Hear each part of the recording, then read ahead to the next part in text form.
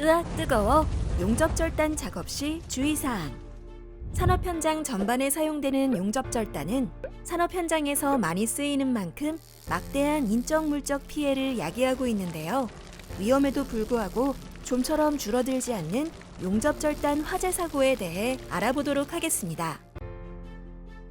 용접절단 작업은 금속을 고열로 용융시키는 특성상 고열과 불꽃, 불티를 발생하기 때문에 개인안전보호구를 착용하여 피해가 생기지 않도록 주의하여 작업을 진행해야 돼요.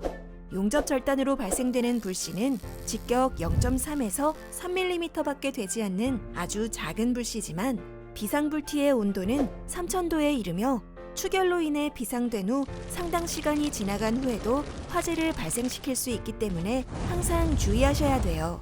특히 절단 작업 시 발생되는 불씨는 내장지에 붙어 화재로 발생되는 원인이 되기 때문에 작업자는 항시 긴장하여야 하며 작업이 끝난 후에도 주변을 잘 정리하여야 합니다.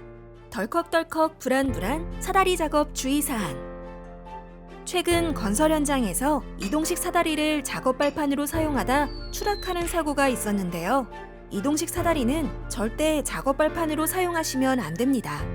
사다리 사용이 불가피한 경작업을 제외하더라도 이동식 사다리를 작업 발판으로 사용하다 사고로 이어지는 경우가 많습니다. 최근 10년간 이동식 사다리 관련 사고 재해 수는 약 4만 명이나 됩니다. 실제로 이동식 사다리 사고 재해자는 38,571명, 사고 사망자는 267명, 이렇게 많은데요. 사다리 사고가 어쩌다 건설 현장 사망 원인 1위로 되었을까요? 산업안전보건연구원은 국내 실정에 맞는 기준과 개발을 위해 국내 사용 실태와 국내외 제도를 비교 분석해 보았습니다. 사다리 작업 시 사망 또는 물적 피해가 발생하는 요인과 환경에 대해서 알아보면 사다리 작업 중 균형을 상실하여 2에서 3.5m 높이의 고소 작업에서 이동식 사다리를 사용하여 사망으로 이어질 확률이 가장 높았습니다. 사다리 작업 시 가장 많이 사고로 이어졌던 사다리 유형은 어떻게 될까요? 1위는 A형 사다리로 63.6%로 가장 많은 비중을 차지했으며 2위로는 일자형 사다리로 20.4%로 두 번째로 높은 비중을 차지했습니다. 그리고 마지막으로 6.4% 차지한 고정식 사다리임을 알 수 있었습니다. 1위, 2위인 A형 사다리와 일자형 사다리는 이동이 가능하기에 가장 많은 사고를 초래하는데요. 이동이 가능하기에 작업 발판 설치가 곤란한 장소에서 사다리 작업을 하거나 작업의 편의를 위해 안전수칙을 준수하지 않은 채 작업을 하는 경우 사고로 이어질 가능성이 높습니다. 위와 같은 사고에서 멀어지기 위해선 작업관리자와 작업자 간의 작업 문제 사항에 대해 체크하고 안전의식 울타리를 잘 지킨다면 사고와 멀어질 수 있겠죠? 이렇게 튼튼한 천정에서 왜 사고가 날까요?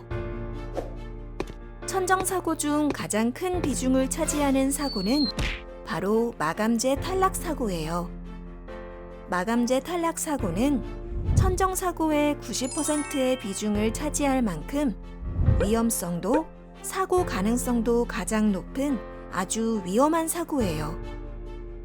왜 가만히 있는 천정 마감재에서 탈락 사고가 날까요? 이유는 시공 완료 후에도 추가 변동 작업이 발생하기 때문입니다. 첫 번째로 천정 시공 완료 후에 좁은 천정 속 구간에서 작업이 이루어지기 때문입니다. 좁은 천정 속 구간 작업 시 시설물 점검 및 공사를 위해 천정에 올라가 구조물 위에서 아슬아슬하게 작업을 해야만 하는 경우가 많은데요. 이럴 경우 작업자의 부주의로 마감재 뒷면을 밟는다거나 천정 구조물을 밟고 작업을 하는 과정에서 하중이 생겨 마감재와 구조물 간의 이격이 생겨 마감재가 떨어지는 경우가 있어요. 두 번째로 MD 개편 공사에 따른 그랜드의 부분적 철거 후 진행되는 공사 때문이에요.